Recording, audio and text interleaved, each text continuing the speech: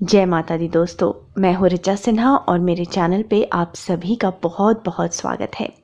दोस्तों, वैशाख माह के शुक्ल पक्ष की एकादशी तिथि को मोहिनी एकादशी का व्रत किया जाता है।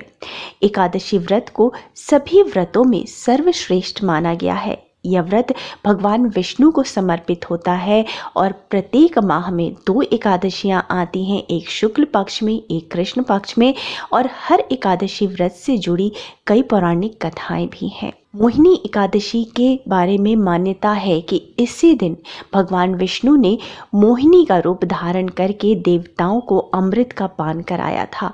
तो इस एकादशी व्रत का अत्यधिक महत्व है और ऐसी मान्यता है कि जो भी मनुष्य पूरी भक्ति भावना से श्रद्धा पूर्वक मोहिनी एकादशी का व्रत करते हैं, इस दिन भगवान विष्णु की पूजा अर्चना करते हैं, उनके समस्त पापों का नाश होता है और मृत्यु के उपरांत उन्हें मोक्ष की प्राप्ति होती है।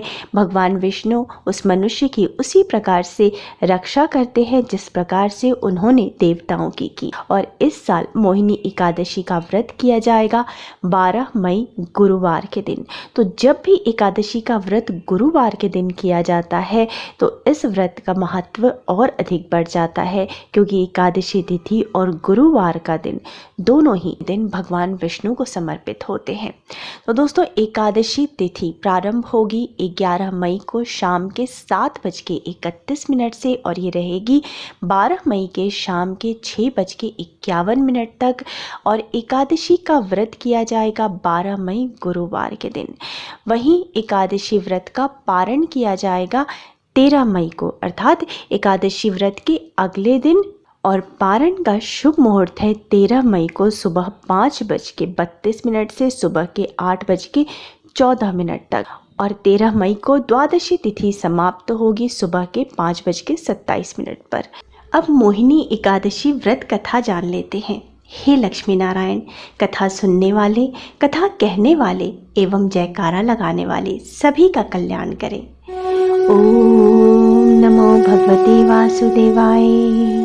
अर्जुन ने संयम और श्रद्धा से युक्त कथा को सुनकर श्री कृष्ण से कहा, हे मधुसूदन, वैशाख माह के शुक्ल पक्ष की एकादशी का नाम क्या है तथा उसके उपवास को करने का क्या विधान है?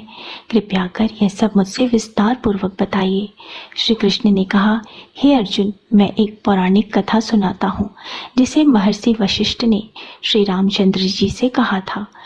उसे मैं तुम्हें सुनाता हूँ, ध्यान पूर्वक श्रवण करो। एक बार की बात है, श्री राम जी ने महर्षि वशिष्ठ से कहा, हे गुरुश्रेष्ठ, मैंने जनक नंदिनी सीता जी के वियोग में बहुत कष्ट भोगे हैं, अतः मेरे कष्टों का नाश किस प्रकार होगा? आप मुझे कोई ऐसा व्रत बताने की कृपा करें जिससे मेरे सभी पाप और कष्ट नष्ट हो जाएं। महर्षि वशिष्ठ ने कहा, हे श्री राम, आपने बहुत उत्तम प्रश्न किया है। आपकी बुद्धि अत्यंत कुशाग्र और पवित्र है। आपके नाम के स्मरण मात्र से ही मनुष्य पवित्र हो जाता है। आपने लोकहित में यह बड़ा ही उत्तम प्रश्न किया है। मैं आपको एक एकादशी व्रत का महात्म्य बताता हूँ।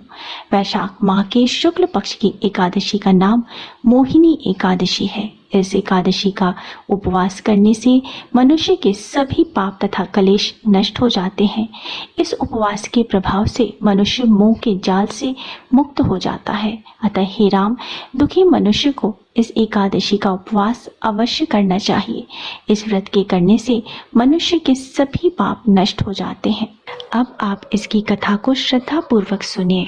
प्राचीन समय में सरस्वती नदी के किनारे भद्रावती नाम की एक नगरी बसी हुई थी। उस नगरी में दयुतिमान नामक राजा राज्य करता था। उसी नगरी में एक वैश्य रहता था जो धन धान्य से पूर्ण था। उसका नाम धनपाल था। वह अत्यंत धर्मात्मा तथा नारायण भक्त था। उसने नगर में अनेक भोजनालय, प्याऊ, कुएं, तालाब, धर्मशाला आदि बनवाए। सड़कों के किनारे आम, जामुन, नीम आदि के वृक्ष लगवाए जिससे पथिकों को सुख मिले। उस वैश्य के 5 पुत्र थे। उनमें से सबसे बड़ा पुत्र अत्यंत पापी व दुष्ट था। वह वैश्याओं और दुष्टों की संगत में रहता था। इससे जो समय बचता उसे वह जुआ खेलने में व्यतीत कर देता था। वह बड़ा ही अधम था और देवता पितृ आदि किसी को भी नहीं मानता था। अपने पिता का अधिकांश धन वह बुरे व्यसनों में उड़ाया करता था। मद्यपान तथा मांस का भक्षण करना उसका नित्य कर्म था। जब काफी समझाने बुझाने पर भी वह सीधे रास्ते पर नहीं आया तो दुखी होकर उसके पिता, भाइयों तथा कुटुंबियों ने उसे घर से निकाल दिया और उसकी निंदा करने लगे। घर से निकलने के बाद वह अपने आभूषणों तथा वस्त्रों को बेच बेच कर अपना गुजारा करने लगा। धन नष्ट हो जाने पर वेश्याओं तथा उसके दुष्ट साथियों ने भी उसका साथ छोड़ दिया। अब वह भूख प्यास से व्यथित हो गया तो उसने चोरी करने का विचार किया और रात्रि में चोरी करके अपना पेट पालने लगा। लेकिन एक दिन वह पकड़ा गया, किंतु सिपाहियों ने वैश्य का पुत्र जानकर उसे छोड़ दिया। जब वह दूसरी बार पुनः पकड़ा गया तब सिपाहियों ने भी उसका कोई लिहाज नहीं किया और राजा के सामने प्रस्तुत करके उसे सारी बात बताई। तब राजा ने उसे कारागार में डलवा दिया। कारागार में राजा के आदेश से उसे बहुत कष्ट दिया गया और अंत में उसे नगर छोड़ने के लिए कहा गया। दुखी होकर उसे नगर छोड़ना पड़ा। अब वह जंगल में पशु पक्षियों को मारकर पेट भरने लगा।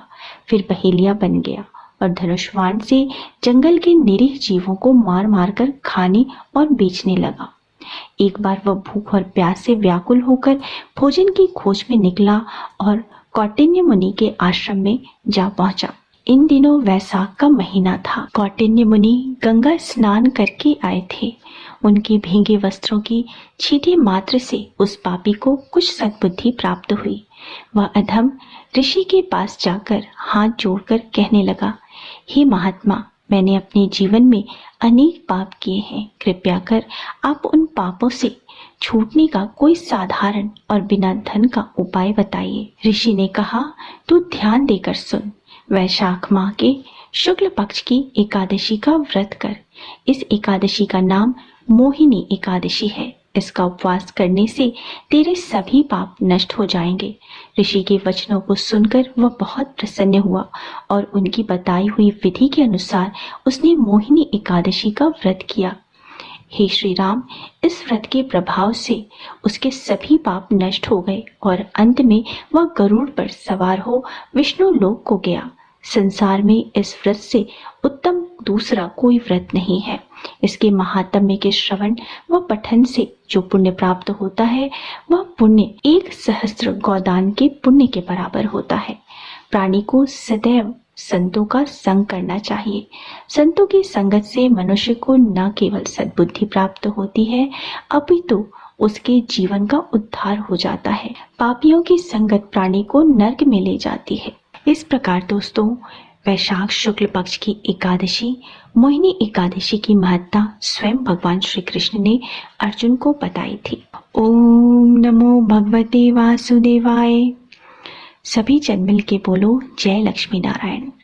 अगर आपको मेरा आज का वीडियो पसंद आया है तो वीडियो को लाइक कर दीजिए, फैमिली एंड फ्रेंड्स के साथ शेयर कर दीजिए और मेरे चैनल को सब्सक्राइब करना मत भूलिए। मिलते हैं अगले वीडियो में।